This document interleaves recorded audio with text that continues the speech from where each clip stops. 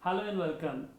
I'm Ajay Adlakha from Rural Marketing Business Portal, and today I have an honor to be sitting with Dr. Swaminathan.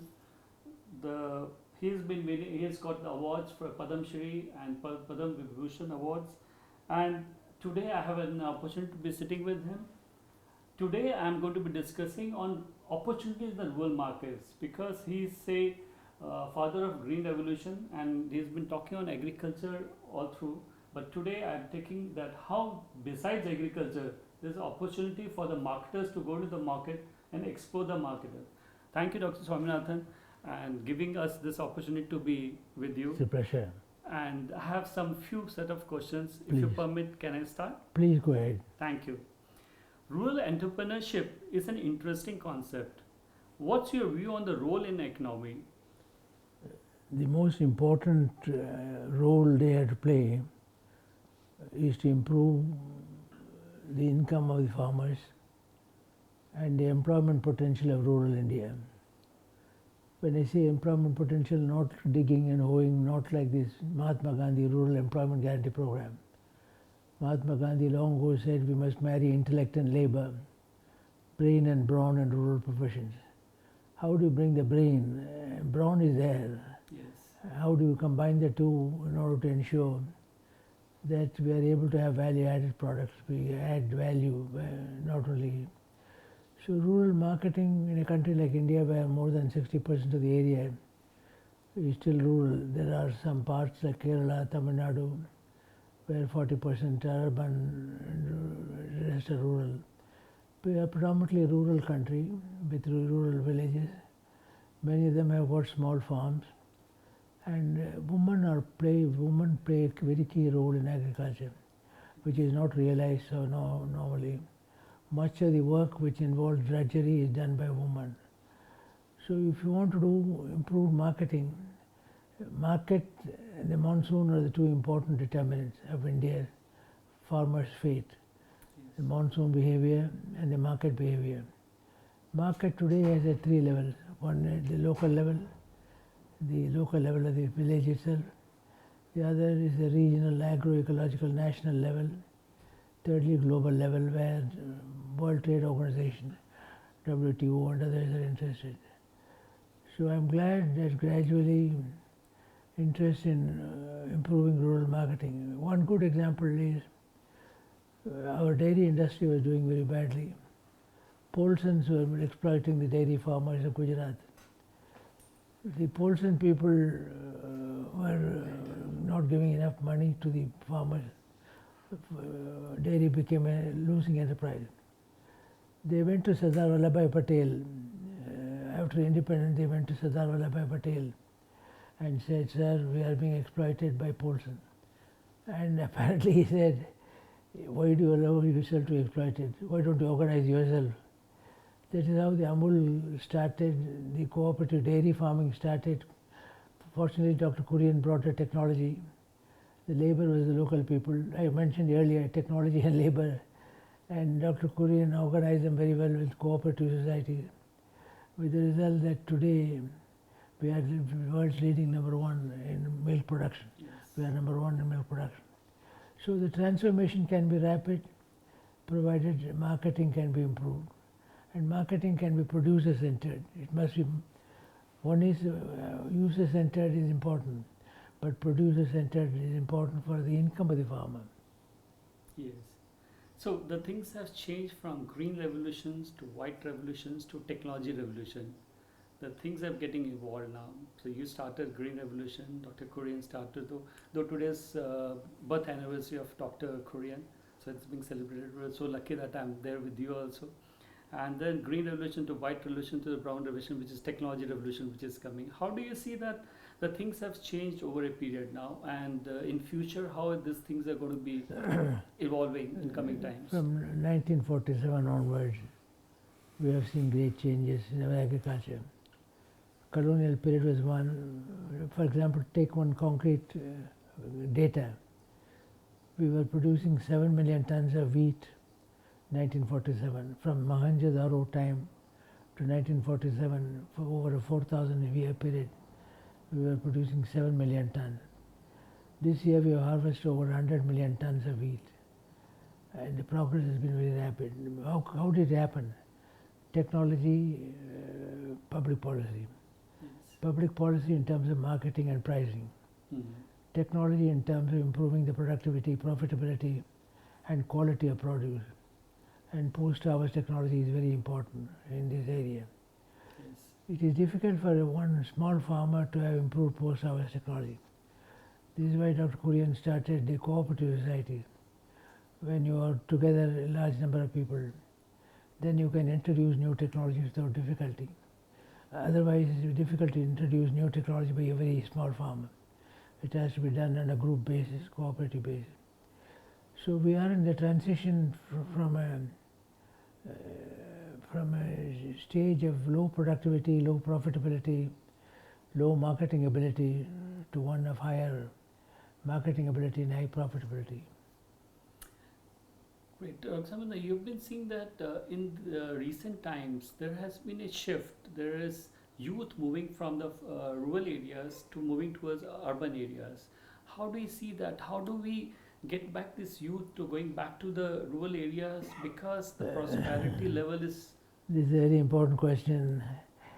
Our late President, Dr. Abdul Kalam, used to be asked this question, and he came out with a simple PURA, provision of urban Yes. amenities in rural areas. Yes. Drinking water, sanitation, health care, toilet, Yes. many of the, and school, primary school, secondary school. So PURA sort of summarized provision of urban amenities in rural India if you want to retain the rural people in rural India. Otherwise, how can you and I go on advising them? You stay in a village where there is no medical facility, where there is no drinking water, Yes. where they have to go, the women have to get up at 4 o'clock in the morning Yes. to go to the toilet in the field. Yes. Very sad situation in many cases. So I think things are changing. People are realizing today that the future of India depends upon rural India. And so, what are the strategies these corporates, big organizations need to adopt to implement to have long-standing sustainability in rural markets? The big simple market thing is marketing involves storage facilities. You have to have proper storage. When we increased wheat production from 7 million tons to 20 million tons by 1968, I then mentioned to the then Prime Minister that unless you improve marketing facilities and storage facilities, farmers will not get the full benefit from their work. Therefore, gradually there is greater interest. The Food Corporation of India was established. The National NAFED, National Agriculture, that was introduced for improved post-harvest technology. FCI did a great job. And then following FCI, the number of other private agencies came, which were involved in conservation of harvested produce. Otherwise, there was a lot of loss of harvested produce. And now there has been a lot of alliances where corporates are having with NGOs, FPOs, society workers, ASHA workers, KYKs.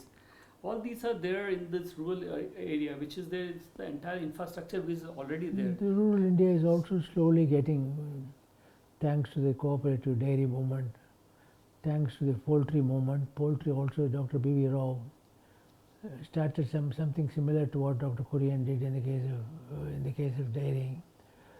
And we have now the women self-help groups. In Kerala, there is an organization called Kudumbashri. Yes. That's a very powerful local organizing group. They have the capacity to bargain. They will not allow you to be exploited. So gradually, and I'm glad we have over 60 agriculture universities, and they are also having marketing departments. Gradually, the number of qualified people are coming up.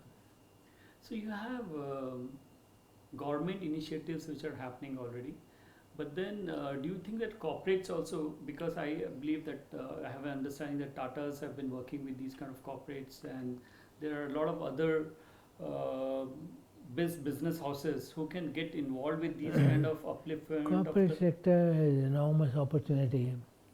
I remember in 1966, Hindustan Lever people came to me and said, we want to start Hema peas, dehydrated peas for marketing.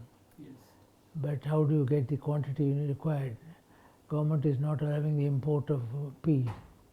Then I said, I will take you to one or two villages. Mm. You negotiate with them. How much pea you want? 200 tons for 300 tons.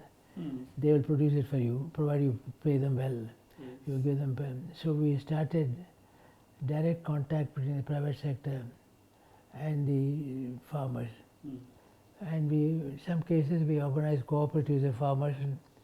For example, the Jawahar Jayanti cooperative, Indira Gandhi came and inaugurated it. I think there's a photograph there of Indira Gandhi. Okay. It is there. Yes. Somewhere is there. It is next to where she is giving Yes, me she's there. Yes, I've seen that one, that smaller one, it. Yes. where Indira Gandhi is launched the Jawahar cooperative, which got into contact with a number of companies. Mm. So even companies, if you are a one hectare man, 2 hectare man, Mm. difficult for you to negotiate with the company. Whether it's Polson or Indian company, it's the same thing. Mm. Therefore, they should have the power of scale, and that is what the cooperatives gave. And Kudumbashri is a good idea in Kerala, Yes. where women's organizations have joined together. Very powerful group of people.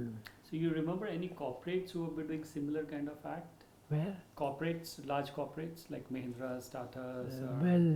Those who are interested, Godrej is interested, Yes. Tatas are interested, and is it ITC, Indian, not don't call tobacco, Indian, India, ITC, ITC Limited. Yes. They don't call it tobacco now. Yes. I told they should call it an Indian Transformation Company. You don't like Indian Tobacco Company. That will be an excellent this thing if they call themselves a transformation company. That's right? what I suggested him when he received the Swaminathan Award from the Rotary Rotarians. Yes. I mentioned to him, you avoided very carefully Indian Tobacco Company. Yes. Correctly, tobacco is a bad word, So you. but call it after Indian Transformation Company.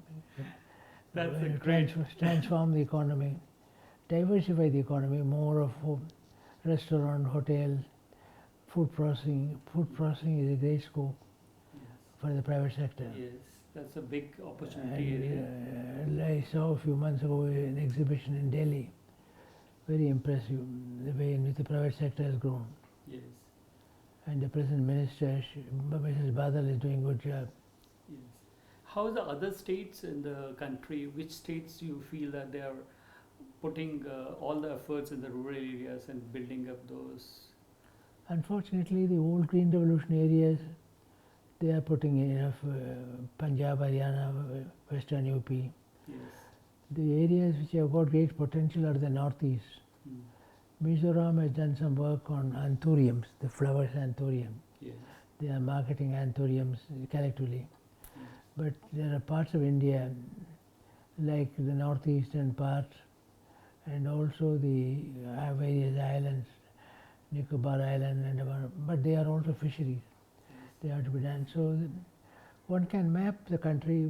If I sit with you with a pencil and pen, with a pencil and map, I can show you which are the areas which are doing well, which are not doing well.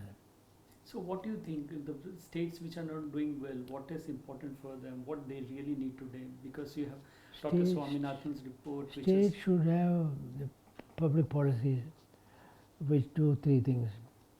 One is to give the power of scale to small producers through cooperatives. yes. Help the cooperatives to come up with training. There is a Vaikunth Mehta Institute Mm. in Pune, help them. Yes. Secondly, give public policies which will attract the private sector to come in and help the farmers. Mm. Not exploitative private sector, but cooperative private sector. Thirdly, you try to make the higher investment instead of loan waiver and so on. Put more money on rural infrastructure. rural roads, rural markets, rural go-downs. Instead of you give a lot of money, spend money in writing of loans, that's a very temporary solution to the problem. In fact, today there's a business line as an editorial based on my Twitter message. Don't go on putting only loan waiver, but put the money in helping the farmers to have access to modern infrastructure. Yes, but the government, the kind of efforts which the government is putting, the present government, which is in terms of the road connectivity, I think we have almost by another 3-4 years will be having almost 100% of the road connectivity, almost 100% of electricity reaching the villages in the next 3 to 4 years. The media, the reach of media has been very, very high. So the dynamics has been changing. The villages which were from 40s to 70s to the 2000, the present which is there has been a sea change in the entire environment. So what do you feel that how were the farmers during that time in 70s and what are the farmers the present area, present time right now? Our Prime Minister is a very practical man. Yes. He has understood that unless farmers have access to market, Yes. he reformed the market and so on. And we find increasingly farmers are becoming more and more intelligent. Internationally also they are being helped. Yes. We need to ensure that farmers have the power of scale, farmers have the basic infrastructure necessary, and what Mahatma Gandhi said earlier, how do you make rural India the flagship of economic improvement movement? Yes, in fact, I have rural India I have should. the soul of India lives in its Wonderful. villages. Exactly. Dr. Mahatma Gandhi. Exactly. This is exactly how do you make rural India, the transformation of rural India as the starting point of a great country. We are a great country, but we can become greater still if we are able to improve rural India. So you have a mission 2007 which says every village is a knowledge center in your views, and how do you see the role of women is going to be in this entire mission? I mean, how they will be. In fact, our rural knowledge centers are largely operated by women. Oh. Because they know exactly where the knowledge is needed. Because knowledge is not information. Information is passive. Knowledge is additive, both Yes. information and Right. interpretation of the information. Yes. For example, the whole area of the woman gynecological problem, many health problems are not attended to. So when a woman operates the knowledge center, they address very much to the actual information needs, day-to-day needs, including health needs. So what we have done is, we have set up a group of medical colleges. We started in Pondicherry, so the Pondicherry Medical College, now the number of medical colleges, but at that time there was only one. They were helping us to convey the knowledge which the farmers want.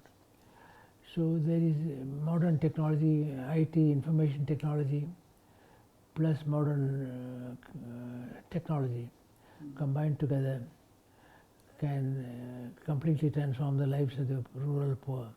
And is it happening pan-India? It is happening, but not on a scale large enough for me.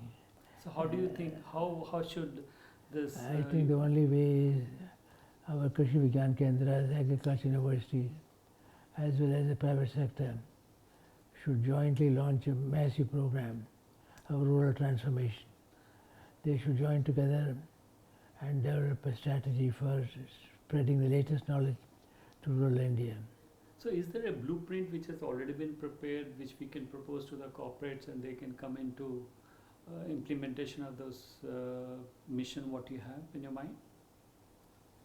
No, I couldn't quite catch what. So I mean, your mission of every village a knowledge center, is there any blueprint which has been developed so that we can go forward to the corporates and see? That's what you see, unless they have the knowledge, what they want from others, what about the credit system, What about the insurance system? Lot of lack of knowledge of insurance, credit, and above all, with climate change happening, what is the likely weather conditions? If there are going to be too much rain, too little rain, or too much higher temperature, because the Paris Agreement says 1.5 degrees more higher temperature. Yes. In the Punjab, 1.5 degrees more means the duration of the crop will go down by 1 week. Yes. If the duration goes by 1 week, you will lose 500 kilograms of wheat. Mm. So all that information has to be provided to the farmers, and they should be equipped how to manage them. Yes, because the kind of the new satellite which has been launched recently, where there's a lot of technology disruptions happening in the rural areas, and the kind of new innovations and new technologies which are coming. So there is the landscape of the rural which is there is changing. And how do you see next by 2030? How would India look like in terms of with technology, with your green revolution, the white revolution which has already taken place, and how it's going to be transformed? India will look like a green country in a sense, much more environmental consciousness. Yes. Recent examples are Kerala have become very conscious now of the environment. They neglected the environment. Yes. Orissa gets cyclonic storm. So every adversity, every calamity becomes an opportunity to learn. True. And that's what is happening today.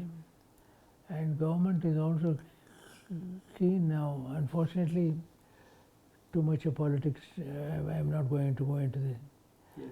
But the fact remains that if all the politicians have a common agenda, then we can go much faster in development. Yes. I should stop now because I have to I have go. just 5 minutes before I wrap up, but I'll just finally, before I sign off, your extensive experience from the Green Revolution, to what leadership mantras would you like to share with the startup companies, the new companies who are planning to come to the markets? If there's anything. Chartered companies should have a ground rule. Mm. The ground rule is the prosperity of the farmer is the best way of prosperity of the company. Yes. The best method of achieving the prosperity of the company is the prosperity of the farmer. Should become human-centered development, not so much machine-centered. Or, but if it's a human-centered development, you look on the family, the child. You see how many children are undernourished in our country still. If you look at the International Food Policy Research Institute hunger index, we are very bad. We are still very bad. Yes. What I've said, grain mountains and hungry millions. We have grain mountains but hungry millions. Therefore, we should now look into the problem of improving our human resource. Human resource is the starting point for all other resources. So thank you so much for watching the discussion with Dr. Swaminathan, the candidate experience and this knowledge what he carries for so many years is explained to us. We'll be further interviewing a lot of business entrepreneurs for my upcoming book, Rural, and where we will be sharing a lot of thoughts and how the rural transformation can happen, how the startup companies, the new companies can go to the rural areas and build opportunities and become a win-win solution for the corporates, for the farmers and for the society. Thank you so much. Thank you. It was Thank you, nice Dr. talking to you. And farmers and farming, they are the lifeline of the country. They're the lifeline of the country, yes, very truly said. Thank you so much. All the best. Thank you, sir. Thank you. All your efforts to help farmers, I appreciate. Thank you so much. And that's my wife.